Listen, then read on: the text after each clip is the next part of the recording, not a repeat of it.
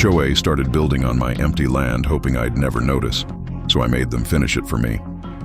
It began when I drove out to check on my property, 10 acres of open land I'd bought years ago as an investment. I hadn't visited for a few months, just paid taxes and let the grass grow. But this time, as I turned the corner, I saw something that froze me in disbelief. Concrete footings, wood frames, a construction crew in full swing, laying down the base of what looked like a community building. I parked my truck and walked straight over. The foreman barely looked up, said they were authorized by the HOA. I told him this was private land. He shrugged and said, "Not anymore. The HOA expanded its boundary lines." Expanded.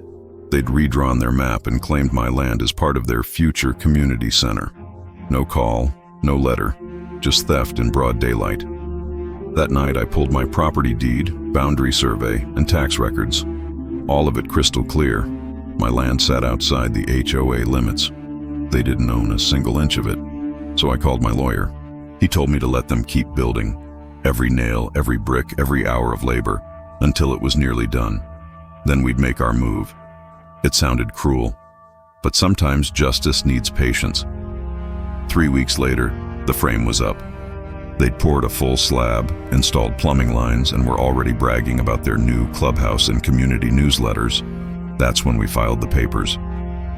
A cease and desist, a trespass claim, and a demand for full title compensation for improvements made on private property under my ownership. In simple terms, everything they built now legally belonged to me. The HOA president, a guy named Mitch, stormed into my lawyer's office. He was red-faced, waving their blueprints. "You can't take our community building," he shouted. I smiled and handed him my survey maps. "Actually, you built it on my land, so it's mine now." He called it extortion. I called it property law. A week later, the county inspector came out, confirmed everything.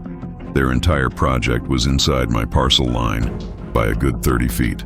The permits they'd filed were invalid. Construction had to stop immediately. And since they'd already invested over $180,000 into it, walking away wasn't an option. So I made them an offer. If they wanted to keep using it, they could lease it from me at $5,000 a month. Otherwise, they'd have to tear it down and pay for land restoration. They took the deal in silence. Now every month the HOA cuts me a check to use the building they built on my land.